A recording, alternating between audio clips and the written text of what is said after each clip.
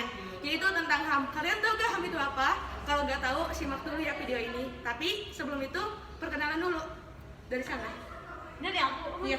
Perkenalkan, nama saya Andisa Alfadina Fadila. Perkenalkan, nama saya Vanessa. Perkenalkan, nama saya Winri. Nama saya Dela Widya. Nama saya Dewi Ada Silva. Oke, kita dari kelas 12 OLKP 2. Dadah, simak videonya. Hai guys, saya di sini mau menjelaskan tentang HAM. HAM adalah hak asasi manusia, hak dasar yang dimiliki oleh manusia sejak lahir sebagai anugerah Tuhan berdasarkan Undang-Undang Nomor 39 Tahun 1999. Selanjutnya, berdasarkan Undang-Undang Nomor 39 Tahun 1999, pengertian HAM adalah seperangkat hak yang melekat pada hakikat dan kebenaran manusia. Jadi teman-teman segitu pengertiannya. Kita lanjut lagi ke selanjutnya. Bye-bye. Hak terbagi dalam beberapa macam. Di sini saya akan sebutkan satu persatu macam-macamnya. Yang pertama, yaitu hak memperoleh kebebasan dan kesetaraan. Yang kedua, hak memperoleh semua bentuk HAM tanpa pengecualian apapun. Yang ketiga, hak untuk hidup, kebebasan, dan keselamatan. Yang keempat, hak bebas dari perbudakan. Dan yang kelima, hak bebas dari perlakuan kejam yang tidak manusiawi. Yang keenam, hak atas kesetaraan di mata hukum. Yang ketujuh, hak mendapat perlindungan hukum tanpa diskriminasi. Kedelapan, hak mendapat pendampingan hukum. Hak yang kesembilan, untuk tidak ditahan dengan cara yang tidak sesuai hukum. Dan yang terakhir yaitu hak diadili secara adil dan terbuka. Segitu macam-macamnya. Berikut ini salah satu contoh pelanggaran HAM ringan. Bagaimana sih menurut kalian HAM yang ada di Indonesia itu? Menurut saya, di Indonesia itu sudah bagus.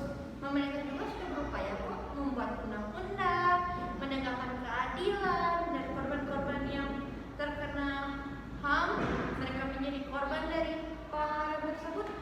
Diayomi kok dengan pemerintah. Ya kamu kayaknya kurang baca koran sama televisi deh, Cak. Coba deh, sekarang kasus-kasus itu masih belum terungkap. Pelakunya juga masih banyak. Gak loh, Min. Kan pemerintah sudah berupaya, Min.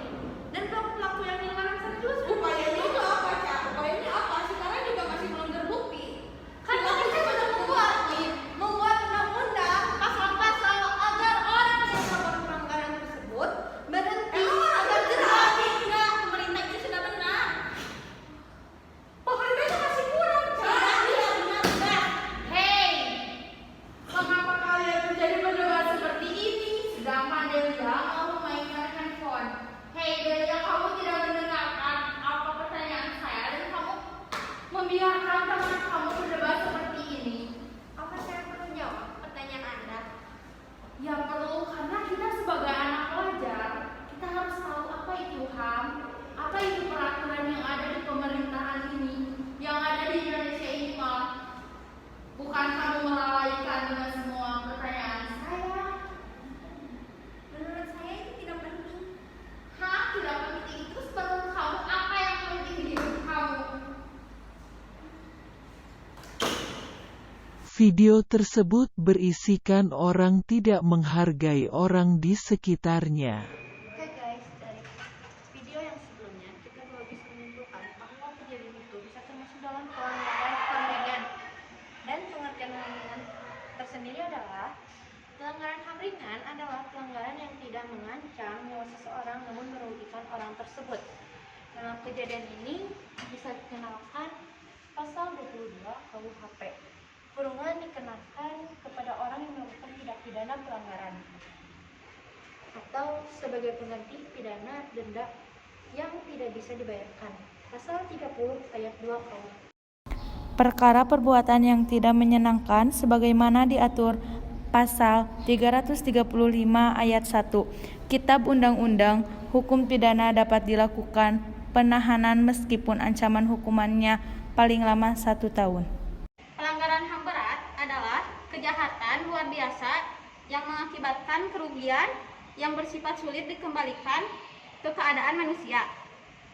Dalam Undang-Undang Nomor 28 Tahun 2000 diatur pelanggaran HAM yang berat yaitu berdasarkan pasal 7 Undang-Undang Nomor 26 Tahun 2002 meliputi kejahatan genosida, kejahatan terhadap kemanusiaan.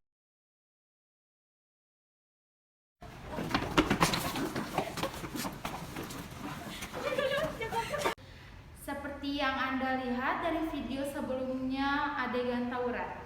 Tawuran merupakan salah satu bentuk tindak pidana karena pada umumnya tawuran melanggar pasal 170, 351, 355, 358 KUHP dan pasal 489 KUHP yang merupakan pelanggaran.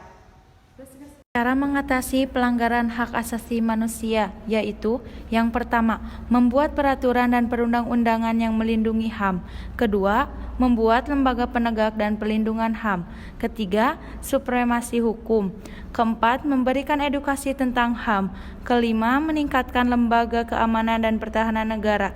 Yang terakhir, melibatkan masyarakat dalam pengawasan pelaksanaan HAM.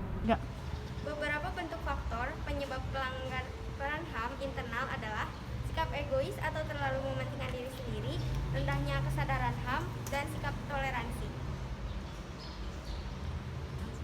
Bentuk faktor penyebab pelanggaran HAM eksternal diantaranya adalah 1. Penyalahgunaan kekuasaan, 2. Ketidaktegasan aparat penegak hukum, 3. Penyalahgunaan teknologi, dan 4. Kesenjangan sosial dan ekonomi yang tinggi. Hai, terima kasih telah menonton video kami. Semoga video ini menjadi pembelajaran bagi kalian. Terima kasih. Dadah. Saling serang dengan senjata tajam. Dua kelompok pelajar sekolah kejuruan ini terjadi Rabu malam. Baru kasus pembunuhan ibu dan anak di Kabupaten Subang, Jawa. Maraknya kasus bullying atau tindak penindasan yang terjadi di lingkungan pendidikan seperti sekolah. Video ini menjadi viral di media sosial lantaran memperlihatkan seorang vaksinator yang diduga menyuntikkan vaksin kosong. Delik penistaan agama sudah dipakai untuk memenjarakan terdakwa kasus penodaan agama. Kembali di 16 tahun berselang, kasus penghilangan paksa 1997-1998